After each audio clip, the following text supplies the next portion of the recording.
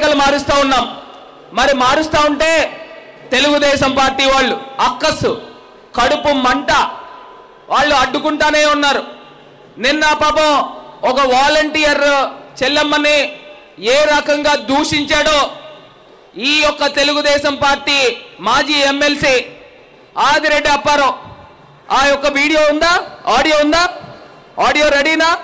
ఏ రకంగా దూషించాడో, ఎంత కండకావరమో, ఎంత బలుపో ఒకసారి చూద్దాం. ఆయన ఏ రకంగా ఆ వాలంటీర్ని లైఫ్ థ్రెట్ చేశాడు, అతని పైన కేసులు కట్టాల. ఆయన బెదిరించాడు, నేనేం చేయలేను, మా కార్యకర్తలను వదిలేస్తే నువ్వు ఏమైపోతావో తెలీదు అని బెదిరించాడు. ఒక్కసారి ఆ వీడియో ప్లే చేయండి, ఆన్ చేయమ్మా ఒకసారి. హలో, సైలెంట్ గా వినండి. ఎవరండి? అమ్మాయి ఎమ్మెల్సీ ఆదిరెడ్డి అప్పారావు గారు మాట్లాడతారంట, ఒకసారి చూడండి.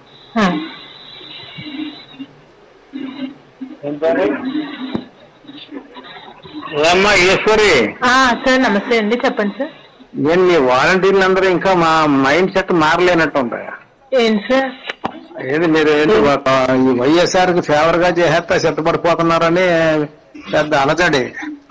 సార్ అలా ఎందుకు చేస్తాం సార్? మా వర్క్ ఏంటో అది చేస్తాం కానీ అలా ఎందుకు చేస్తాం సార్? మీరు ఒకటి చెప్తాను చూడండి, మీరు కానీ వైఎస్ఆర్ కి ఓటు అయ్యపోతే మీ బెనిఫిట్లు పోతాయని ఎవరు నోరు పెదిపినా అందరికీ చెప్తున్నాను నేను, ఊరుకోదేం లేదు. మారుతుంది, మారిన తర్వాత అలాంటి వాళ్ళు అందరినీ పట్టుబట్టేస్తాను, ఊరుకోను. నాకు కసి వేరు.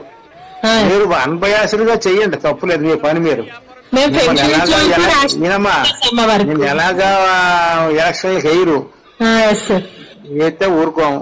తర్వాత ఈ లోకానికి కానీ మీరు ఏదో మాకు వ్యతిరేకంగా చేశారు అని అంటే గుర్తించుకుంటాను. మా కార్యకర్తలను నేను కంట్రోల్ చేయలేను, ఆ పరిస్థితి తెచ్చుకోకండి.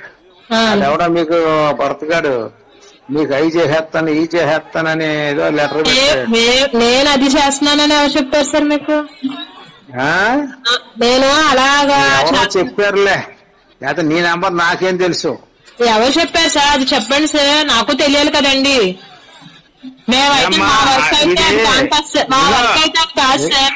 అది కాదు అన్నప్పుడు మేము ఎందుకు చేస్తామండి? నేను పెన్షన్ ఇవ్వడం నాకు ఏదో ఇన్ఫర్మేషన్ వచ్చింది, అది it is right are not అన్నది నేను అడిగాను. కాదంటే వెళ్ళండి కొట్టు, కానీ మాకు రుజువులు దొరికితే మాత్రం నాట్ బ్యాడ్. ఆ తర్వాత ఏం చెయ్యాలో చేస్తాను నేను, వదిలిపెట్టను, ఎవరిని వదిలిపెట్టను నేను. తీసుకోండి, ఓకేనా? ఓకే అండి, తప్పకుండా. మరి ఇలాంటి వ్యక్తిని, మన వాలంటీర్ చెల్లెమ్మని ఇలా బెదిరిస్తే అలాంటి వాడిని ఏం చేయాలండి? అలాంటి వాడిని ఏం చేయాలి? చెప్పు తీద్దామా?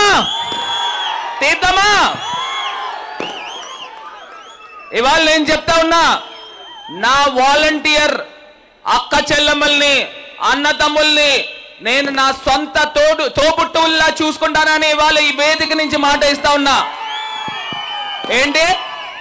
ఏంటన్నా కార్యకర్తలను ఆపలేవా? ఇక్కడ ఎవరైనా గాజులు తొడుక్కొని కూర్చున్నారు అనుకున్నావా ఏంటి? ఇవాళ నేను ఒక్కటే మాట ఇస్తా ఉన్నా, ఇవాళ నా వాలంటీర్లు కానీ, నా రాజమండ్రి ప్రజలను కానీ, ఈ బ్లేడ్ బ్యాచ్ల్ని, రౌడీ మూకల్ని పెంచి పోషించేవాడు నువ్వు కాదా అని వాళ్ళు అడుగుతా ఉన్నాను. నువ్వు నీ కొడుకు కాదా అని అడుగుతా ఉన్నాను. వడ్డీ వ్యాపారాలు చేస్తారు, రాజమండ్రిలో ప్రజల్ని పీక్కు తింటారు. వీళ్ళు ఇవాళ మాకు నీతులు చెప్తా ఉన్నారు. నీ ప్రయాణం ఎలా ప్రారంభమైంది? సైకిల్ తొక్కుని అద్దింట్లో ఉన్నవాడివి 100 కోట్లు ఎట్లా సంపాదించావు? రాజకీయాలను అడ్డు పెట్టుకుని సంపాదించలేదా? ప్రతిదీ చేసిన కార్యక్రమం ఏంటి? ఎక్కడికి వెళ్ళండి, వడ్డీ వ్యాపారస్తుడు మైండ్ సెట్ ఎలా ఉంటుందండి? ఎలా ఉంటుంది? నేను వడ్డీ వ్యాపారాలు చేయొద్దని నేను చెప్పట్లా, కాకపోతే వడ్డీ వ్యాపారం చేసేవాడు ఎమ్మెల్యేలుగా ఎంపీలుగా కాకూడదని చెప్తా ఉన్నా. నీకు 10 లక్షలు ఇచ్చాడు అనుకోండి అప్పు, వడ్డీ వ్యాపారస్తుడు రోజు పొద్దున్నే దేవుడికి దండం పెట్టుకుంటాడు. ఏమని? వడ్డీ రావాలని కాదు, వడ్డీ కట్టకూడదని. వడ్డీ కట్టకూడదు, ఎందుకంటే మీ ఆస్తి ఒక 10 లక్షలు అప్పిస్తే 50 లక్షల రూపాయల ఆస్తిని తనఖా పెట్టుకుంటాడు. ఇవాళ ఊర్లో ఎక్కడికి వెళ్ళండి, ఆయనకి ప్రతి పేటలోనూ ఒక 100 గజాలు 150 గజాలు స్థలాలు ఉంటానే ఉన్నాయి. అవి ఎక్కడి నుంచి వచ్చినాయి? ఇలాగ మొత్తం అన్నీ కూడా వడ్డీ వ్యాపారాలు చేసి సంపాదించినోడు. మరి అలాంటి వాళ్ళు ఇవాళ మనకి రాజకీయాల్లో ఎమ్మెల్యేలుగా అవసరమా అని అడుగుతా ఉన్నా. అవసరమా అడుగుతా ఉన్నా. నేను ఇవాళ ఒకే ఒక అంశం చెప్తున్నా. మీరు ఆశీర్వదించారు, జగనన్న ఆశీర్వదించాడు. దేవుడు దయతో ఇవాళ నేను ఎంపీగా అయ్యా. 3 సంవత్సరాలు కరోనాతో పోయింది. 2 సంవత్సరాల్లో రాజమండ్రి రూపురేఖలు మార్చామా లేదా అని అడుగుతా ఉన్నా. మార్చామా లేదా అని అడుగుతా ఉన్నా. మరి వీళ్ళ కుటుంబం నుంచి ఒక ఎమ్మెల్యే, ఒక మేయర్ అయ్యారు. మనం ఇచ్చిన ఎమ్మెల్సీ జగనన్న రెక్కల కష్టంతో ఆయన పార్టీ పెట్టుకుని మొట్టమొదటి ఎమ్మెల్సీ వస్తే ఆ ఎమ్మెల్సీని చంద్రబాబు నాయుడు దగ్గర తాకట్టు పెట్టి అక్కడ పార్టీలోకి దూకేశాడు. 16 సంవత్సరాలు పదవుల్లో ఉన్నారు. రాజమండ్రికి ఒక్కటంటే ఒకటి ఏదైనా పని చేశాడా అని అడుగుతా ఉన్నా. చేస్తే ఇలా చెప్పండి, లేకపోతే ఇలా చెప్పండి. చేయలే. మరి అలాంటి వ్యక్తులు మనకి ఎమ్మెల్యేగా ఎందుకమ్మా? అవసరమా? ఇవాళ రాజమండ్రి అభివృద్ధి కావాలా లేదా అని అడుగుతా ఉన్నా.